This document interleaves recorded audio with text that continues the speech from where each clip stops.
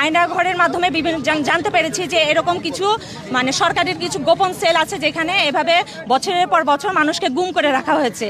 এখনো কোনো খোঁজ আছে ওদের? ডিবিতে আসলে আমাদের বলে এখানে নাই, তো আমরা যাবো কোথায়? এখন তো সরকার পতন হয়েছে, এখন দিয়ে দেখ আমাদের মানুষগুলো, এখন তো দিয়ে দিতে পারে।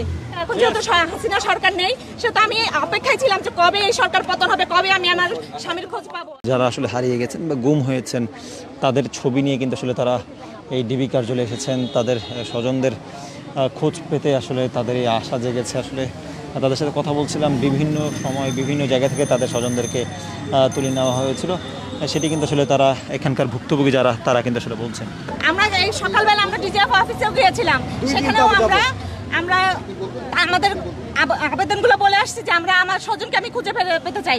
11 বছর হয়ে গেছে, আমি এখন আরো অপেক্ষা করতে চাই না, যেহেতু সবাইকে এখন সরকার পতন হয়েছে। যেহেতু আমি জানি আমার স্বামী ছাত্রদল করতো এবং ও রাজনীতির সাথে জড়িত ছিল, এখন যেহেতু হাসিনা সরকার নেই, সেটা আমি অপেক্ষায় ছিলাম যে কবে এই সরকার পতন হবে, কবে আমি আমার স্বামীর খোঁজ পাবো। এখন যেহেতু সরকার পতন হয়েছে, আমি আমার স্বামীর খোঁজ অবশ্যই পাবো।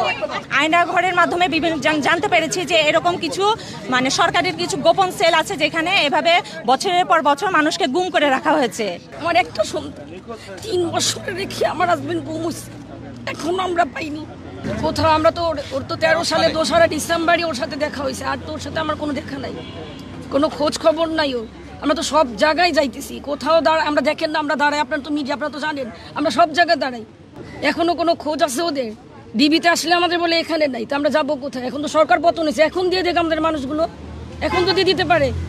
আনসার সদস্য যারা রয়েছেন তারা কিন্তু এই ডিবি কার্যালয়ের সামনে তারা অবস্থান নিয়েছেন। এখানে কিন্তু তারা পরিস্থিতি দেখছেন যাতে আসলে কোনোভাবেই কোনো প্রকার যাতে আসলে এই জায়গাটা পরিস্থিতি কোনো খারাপ পরিস্থিতি তৈরি না হয় এবং সব ধরনের আইন শৃঙ্খলা রক্ষাকারী বাহিনী যে সতর্ক অবস্থান সেটি কিন্তু আসলে তারা এই শৃঙ্খলা বজায় রেখে দেখছেন, নজর দিচ্ছেন যাতে আসলে কোনোভাবে যাতে এই জায়গাগুলোতে এখন আর কোনো নতুন করে যাতে হামলা বা ভাঙচুর না হয় সেটি কিন্তু আসলে আনসার বাহিনীর পক্ষ থেকে তারা খেয়াল করছেন।